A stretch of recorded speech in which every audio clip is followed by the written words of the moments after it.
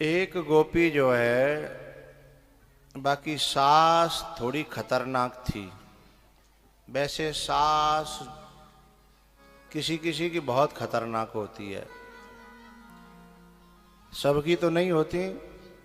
किसी किसी की सास बड़ी खतरनाक होती है।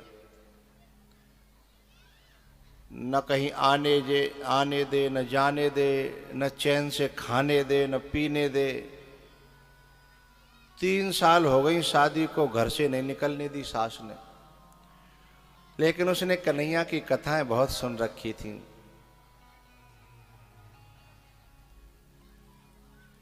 उसका मन होता था कि ठाकुर जी के मैं कब दर्शन करूं।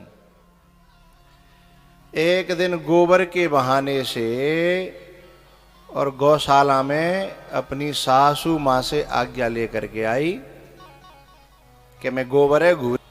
बोले हाओ। अंधेरे में ही आ गई सुबह। ब्रज भाषा में कहते हैं भुक भुके में।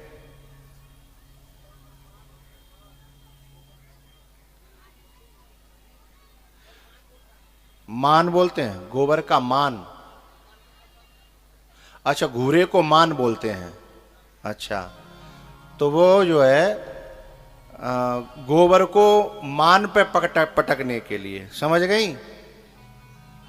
अरे नारे तो हलाओ करो। हाँ, तो गोबर को जो है मान पे पटकने के लिए आई। अब उसने गोबर का जो पला था, जो ढकूला था, जो छबरा था, वो ज्यादा भर लिया। क्या?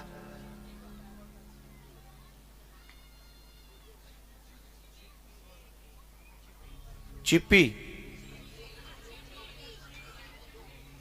टोकरी समझ लो, टोकरी। ठीक है यार, हम भी फंस गए इनके चक्कर में। हम अब डर गए हैं पहले दिन से, क्योंकि हम पहले दिन बोल गए थे कि हमको गोईठा खाना है। तो हम डर रहे हैं कहीं ऐसा नहीं हो कुछ और खाने को बोल जाए।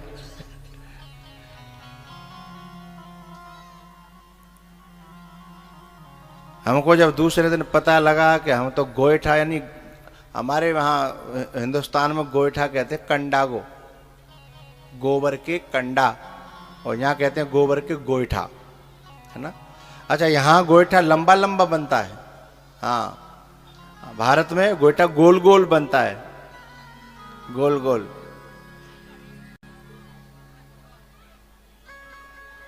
दोनों बनता है यहाँ।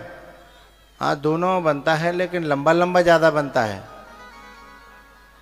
अच्छा, उस गोबर में कुछ लपेटते हैं। हाँ, धान का वो कोड़ा कोड़ा कोड़ा। अच्छा, पोड़ा। अच्छा, पोड़ा, ठीक है। तो उसमें लपेट देते हैं और फिर वो लंबा लंबा। उसमें कितना फायदा है मैं जाके बताऊंगा हिंदुस्तान में कि भाई ऐसा बनाओ, सीधे लंबा लंबा ऐसा चूल्हे में देते चले जाओ, कितना अच्छा है। और पोड़ा के लग जाने से जलने में और ज्यादा सुविधा हो जाती है ना। हाँ, नेपाल के लोग समझदार बहुत हैं। अरे साहब, आप बड़ाई कर दी तो तालियां बजा दी, वाह। देखो,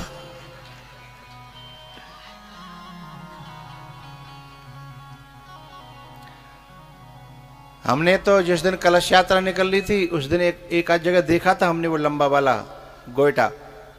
हमने इन कैमरा वालों से कहा था इसका फोटो बना लेना, वीडियो बना लेना। बनाया नहीं होगा, बनाया है? नहीं बनाया। अब क्या करें, हम कथा कहें कि कैमरा को काम करें? अब दोनों काम तो हमसे होते नहीं ना है?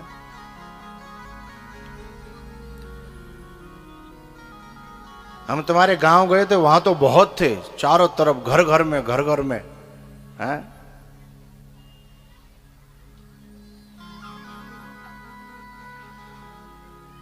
तो वो जो है ना, गोबर को पटकने के लिए मान पे, और आ गई। अब उसने गोबर की टोकरी जो है ना वो ज्यादा भर ली, वजन ज्यादा हो गया। जब ज्यादा वजन हो गया, ज्यादा भर ली, वो बहाना था, भर के और दरवाजे पर बैठ गई। उधर से भगवान आ रहे थे। ए लाला, ए कनुआ। बोले कौन? बोले मैं गोपी। क्या बात है बता? बोले लाला, मैंने टोकरी को थोड़ा ज्यादा भर लिया है, उसमें ज्यादा गोबर हो गया है। अच्छा, गोबर को तो गोबर ही बोलते हैं ना, ठीक है। मैंने ज्यादा गोबर भर लिया है और इसमें थोड़ा तेरी सहायता की जरूरत थी। अरे बोले तूने हमसे पूछ के भरा था क्या? बोले पूछ के तो नहीं भरा था, पर भरोसा था, भरोसा। पर भगवान ने सोचा कि मेरे पे कोई भरोसा करे तो मुझे उसका भरोसा तोड़ना नहीं चाहिए। ठीक है गोपी, मैं तेरी हेल्प करूंगा, मदद करूंगा, लेकिन मैं किसी की मदद फ्री में नहीं करता। बोले काले गो, बदले में?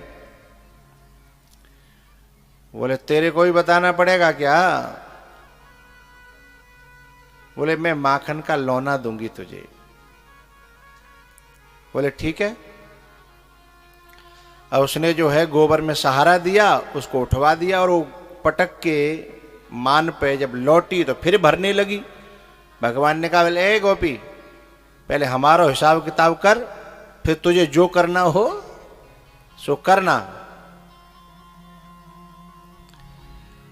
वो गोपी बोली कि मेरी एक टोकरी फेंक करके ही घर चली गई, पूरा गोबर यहीं पड़ा रहा, तो मेरी सास मेरी खोपड़ी पे एक भी बाल नहीं छोड़ेगी, इतना मारेगी।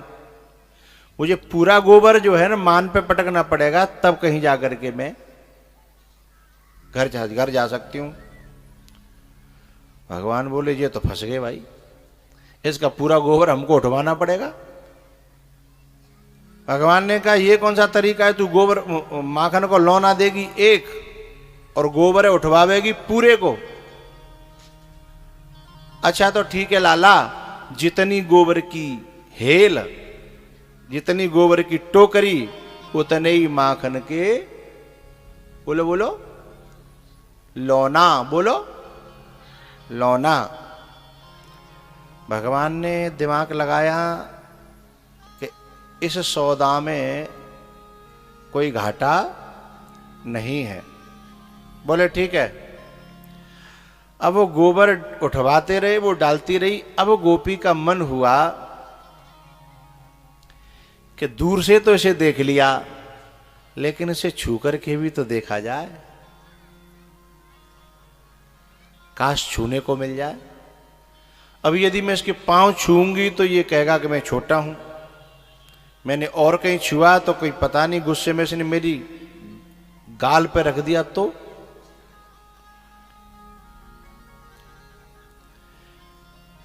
ये जो यहां से जो कथा है ना बाल लीलाओं की, ये ब्रज भाषा में बहुत ज्यादा मैं कहता हूं अपने भारत में, तो यहां मुझे संभल संभल के बोलना पड़ रहा है, लेकिन मुझे आनंद आ रहा है और आप समझ रहे हो, आपकी आंखें बता रही हैं।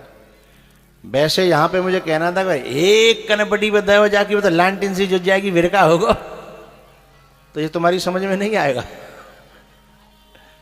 है? अरे तुम तो हिंदुस्तानी हो जा, यहां के नहीं आएगा ना। यहां तो मुझे बोलना पड़ेगा कि गोपी सोच रही है कि यदि इसने मेरे गाल पर रख दिया एक तमाचा तो सरलता से समझ में आएगा। इसके स्वभाव का तो पता नहीं है, इसलिए वो सोच रही कोई ऐसा उपाय मिले, कोई आइडिया, कोई तरीका कि मैं इसको छू भी सकूं और कोई झंझट भी ना हो। भगवान से प्रार्थना करती है ऐसा कोई आइडिया दे। भगवान ने ऐसा उपाय दिमाग में दिया। गोपी बोली लाला एक गड़बड़ी है गई। बोले क्या गड़बड़ी हो गई?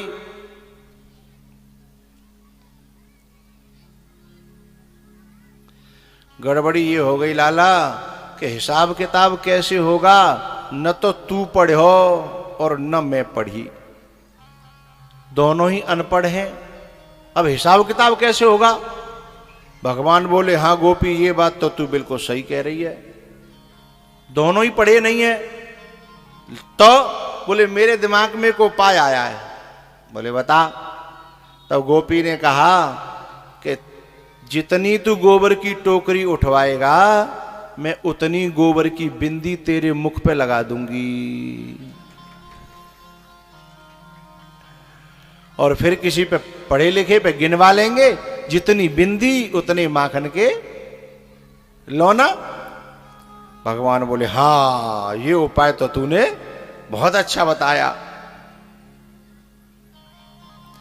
अब तब गोपी जो है, छूने का बहाना चाहिए था।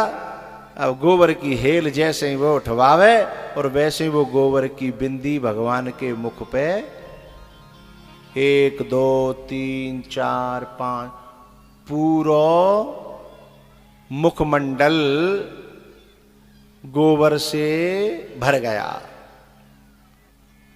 अब गोबर पूरा समाप्त। अब बैठ करके लाला के दर्शन कर रही है।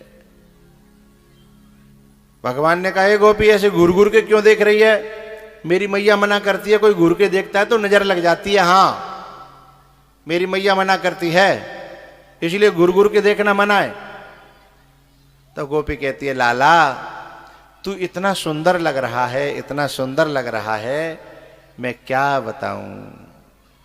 ब्रजभाषा में कहूं तो, अरे लाला तू इतना मलूक लग रहा है, इतना मलूक लग रहा है, इतना सुंदर लग रहा है, बलैया लेवे को मन कर रहा है।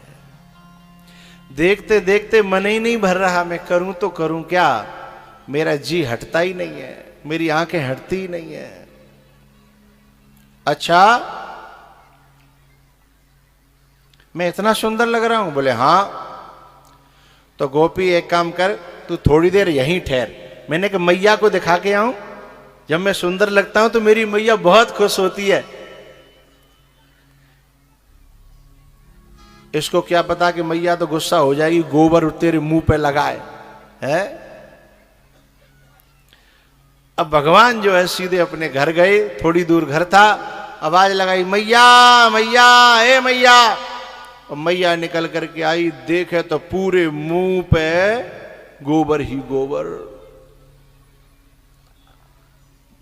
मैया ने पकड़ करके उसे पहुंचने की कोशिश की, तुरंत लाला ने हाथ पकड़ लिया।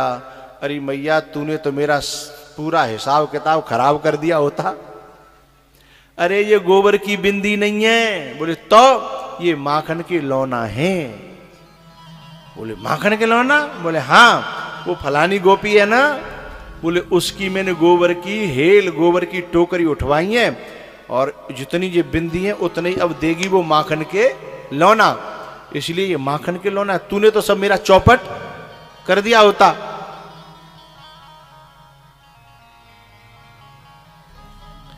लेकिन पता है हमारी जो माताएं हैं ना, उनके दिल में इतना प्रेम होता है बच्चे के लिए, चाहे वो गोबर में बिगड़ा हो, चाहे कीचड़ में बिगड़ा हो, पर उसे देख करके प्यार आता है। उसे देख करके भी माँ यशोदा कहती है कि तेरा श्रृंगार बहुत लोगों ने दुनिया में किया, लेकिन ऐसा श्रृंगार गोबर से तो मैंने पहली बार देखा है।